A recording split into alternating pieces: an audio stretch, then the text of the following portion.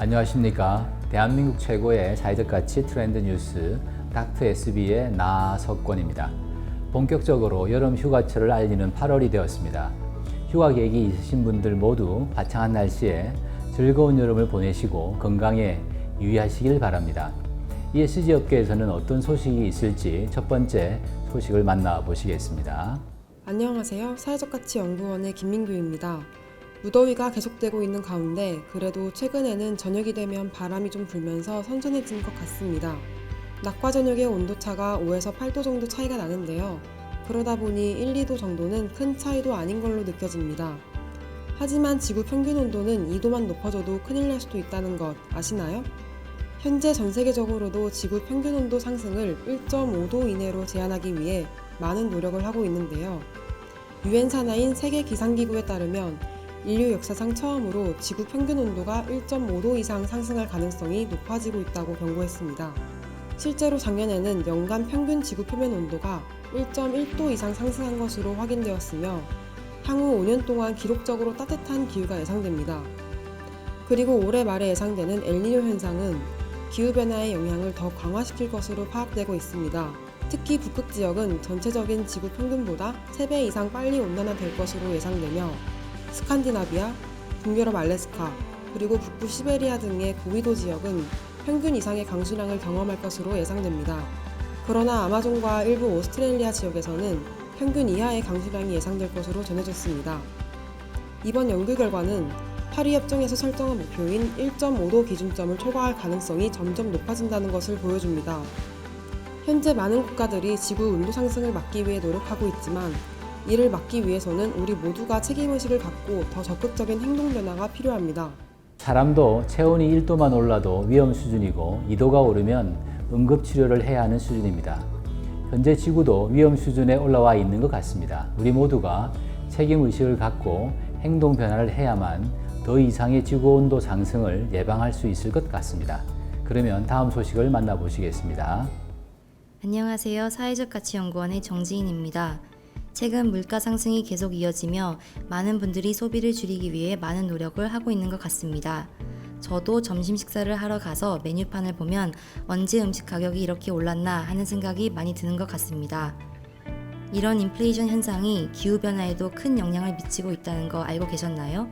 세계 최대 규모의 노르웨이 국부펀드 CEO인 니콜라이 탕에는 기후변화로 인한 인플레이션 현상이 물가 상승과 장기간 낮은 투자 수익률을 유발할 것이라고 밝혔습니다.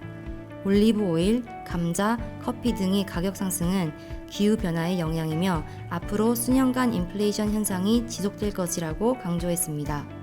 그는 녹색 전환에 따른 비용 증가와 제조 비용 감소의 중요성을 강조하며 이는 탈세계화 흐름에도 영향을 미친다고 설명했습니다. 또한 탕인 CEO는 기업들의 탐욕이 가격 상승을 초래하여 인플레이션을 가중시키는 그리드플레이션 현상도 발생하고 있다고 지적했습니다. 하버드 대학교의 케네스 로그프 교수는 인플레이션이 완화되겠지만 5년에서 10년 동안은 2%를 초과하는 수준으로 남을 것으로 보인다고 말했습니다. 기후변화와 녹색 경제로의 전환이 소비자 물가에 직접적인 영향을 미칠 것으로 예상되므로 장기적인 준비와 대비책 마련이 필요하다는 것을 강조했습니다. 기후변화에 대한 문제는 대부분 환경에 대한 이슈로 거론되곤 했는데 경제나 우리의 일상 소비와 관련지어 보니 그 느낌이 또 다른 것 같습니다. 이렇게 우리의 일상생활과도 밀접하게 영향을 미치는 만큼 더욱더 탄소 배출 저감에 힘써야겠다는 생각이 듭니다. 다음은 어떤 내용이 준비되어 있는지 함께 보도록 하겠습니다. 안녕하세요. 사회적가치연구원의 유미연입니다.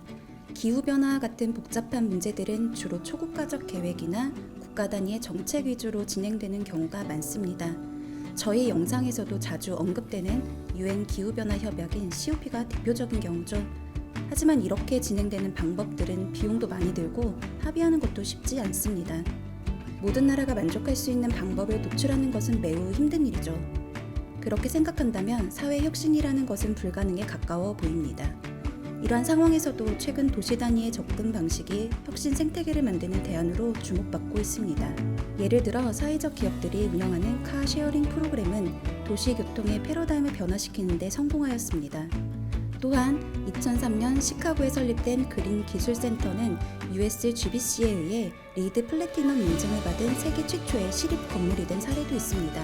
이 사례는 친환경 건축이 효과가 있다는 증거가 되었고, 현재 시카고는 에너지 효율적인 건물을 활용하는 대표적인 도시가 되었죠. 이처럼 도시 단위의 혁신은 새로운 관행과 정책이 성공할 수 있다는 귀중한 증거로 작용하며 다른 도시와 국가가 유사한 접근 방식을 채택할 수 있도록 영향을 미칠 수 있습니다. 도시에서의 사회혁신을 통해 지속 가능한 미래를 구현해 나갈 수 있다는 반증이 되는 사례이지 않을까 합니다. 최근에는 많은 기업들이 탑다운 방식의 의사결정을 고집하는 것이 아니라 바텀업 방식을 추구하기도 하죠. 마찬가지로 도시 단위의 정책들이 모여서 결국 국가나 전 세계로 뻗어나가 문제를 해결하는 것도 좋은 시도가 되지 않을까 합니다. 유명한 장애인 인권운동가이자 사회주의자인 헬렌 켈러는 마음이 없으면 어떤 장애도 이길 수 없다라고 말을 했습니다. 현재 지구가 직면하고 있는 다양한 문제를 이겨내기 위해서는 우리 모두가 진심으로 해결돼야 한다는 마음을 갖는 것이 첫 번째이지 않을까 합니다. 오늘 준비한 소식은 여기까지입니다. 앞으로도 전 세계 트렌드와 양질의 인사이트를 전달드리기 위해 노력하겠습니다. 감사합니다.